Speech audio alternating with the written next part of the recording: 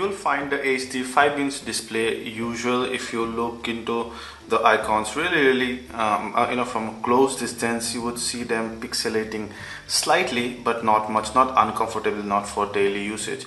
We have our color card displayed here, and that's our original color card. Now note that this color card wasn't taken a photo of by this camera. We downloaded this from the site from where we got this color card. So we are assuming, or just hoping, that's the best we could compare between our physical copy and the digital copy. Now note that the digital copies will give the colors a brighter accent, mainly because this has a matte finish. It is a very glossy finish. Having said that, we do not see any oversaturation or overdoing of hue on any colors. That's very good for an HD screen for a budget device. Even you can see the color, very subtle color difference here are also shown here. You can see that there is also a color difference on this device as well. So as far as the color reproduction is concerned, this device is pretty good, and we have some test images out there. Even if you zoom in a lot, you can actually see the details out here fairly well. See? And if you're gonna watch a movie, we'll see how the viewing angles and all. But there, see, this is a night scene, and the viewing angle is not exactly exquisite, but it's not bad either for a budget device, mind you.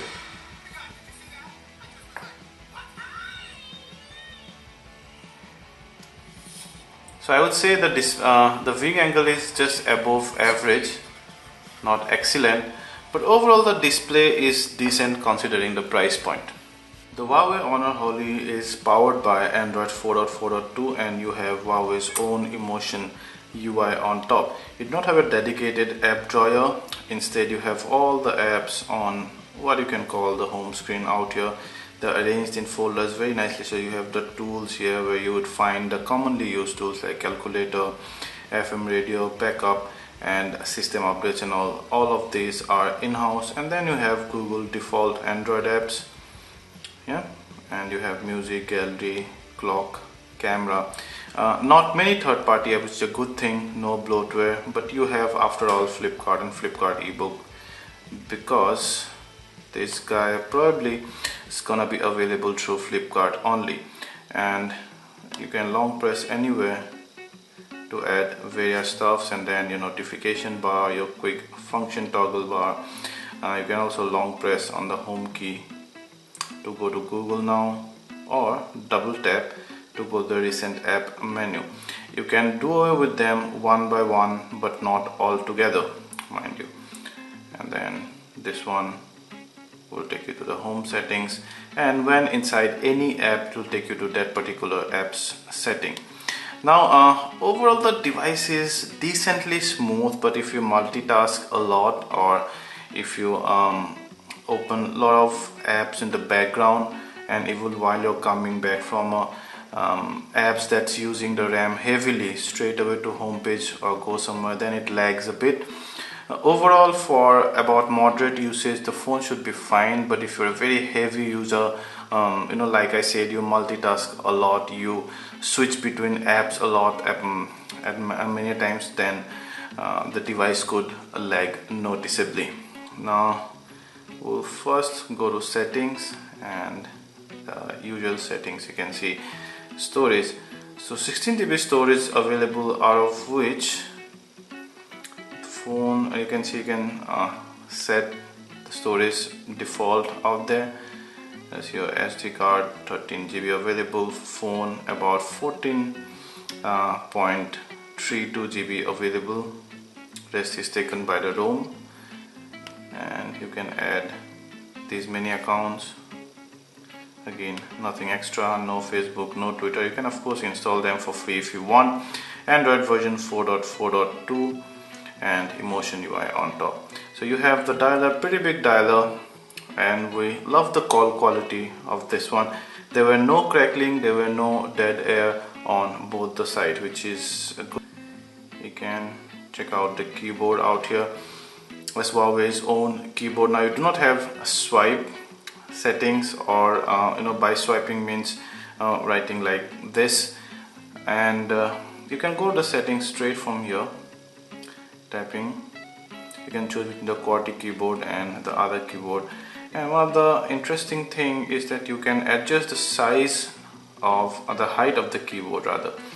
So if I go to 3, if I go to 4, let's say, I come back and see it becomes bigger and better to type by the fat fingers, and you see it becomes even better like this. So that's the keyboard really. Apart from that, we'll check out the browser. It renders the web pages perfectly, and although the speed is quite good out here, but at times it lags. At times it does not scroll at the speed of your fingers. It supports pinching zoom, supports double tap zoom. I see renders the photos and all are near perfectly, but see here there is one wrong with this particular area, which you won't see on a on a laptop or on a possibly on another phone. But see, you do not need to actually zoom into the text, they are perfectly legible. And we also did an HTML5 test, and it scored 448 out of 555, which is pretty decent actually. So that's how you go to the settings of that particular app. So you can request desktop site or save for offline reading, and then some of the other settings as well. Gallery, yeah, so easy. All the albums are arranged in stack, and some of the photos that we took with this camera, you can go to any photo and you can edit it. The options are pretty much what you would see on a stock Android ROM, and then you can also batch share these photos or album to various social media sites, or you can send them by email or by Bluetooth and whatnot. Then your music, let's check out the music performance. So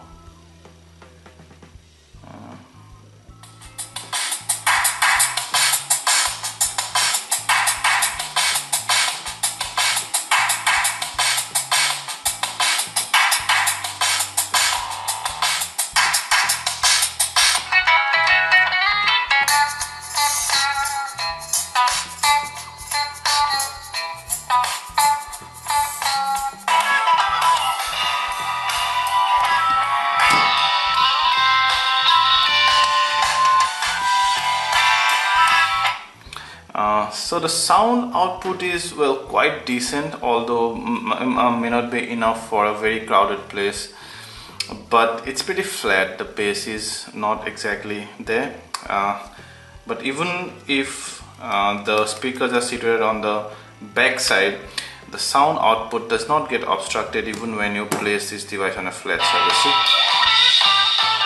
So that's a good thing.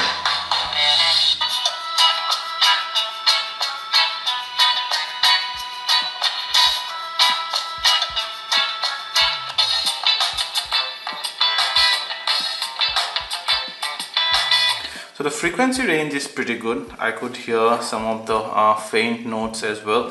However, the bass is missing, of course, and when you listen to it via your own earphones, the earphones when supplied with our review box, we just hope you get it, but you might not get it. Most likely you won't get the earphones with this one. So we listen to these songs through our premium earphones.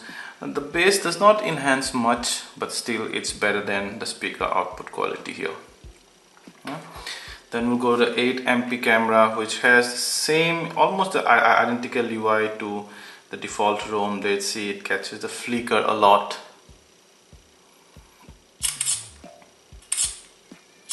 It's pretty fast really, almost lag free. Video also starts almost instantly. You can click stills from there, you can pause it, and then you can start again. And then you can see some of the settings. The photo and video quality under ELF Lite is decent. You don't see much detail when you zoom those photos to 100%, but then they're perfectly uploadable to online social media sites like Facebook, Twitter, Instagram, etc. And the color reproduction is good. We like the color reproduction. But under low light, you see the details missing. You see a lot of noise creeping in, even at an ISO as low as maybe 400 or 600 slightly. Now the thing is, you cannot change the metering of the camera. The metering by default is an average metering. Now what it does is that it averages out the exposure from the whole frame and does not concentrate at a particular area, at your desired area. So it gets difficult at times on the low light, because if you, let's say you have only the street lights, but then all areas surrounding that street light on the frame is dark, then your photo would become pretty dark, because the camera would meter it according to the whole frame, where most of the spaces are dark.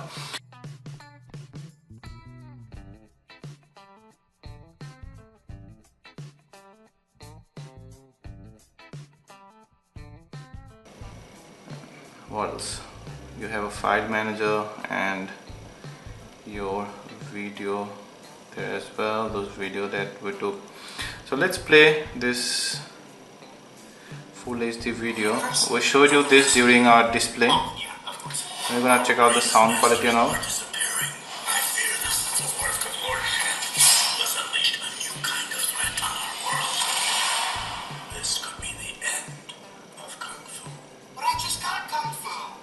So the mid-tone and vocal range is not very high actually. I wanted more of the mid-tone frequency or mid-range frequencies out here.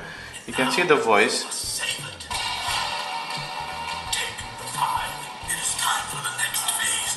They are slightly digitally enhanced if you listen very carefully. But overall, I think the surround sound is pretty good, and it's better than what we've heard on the music app.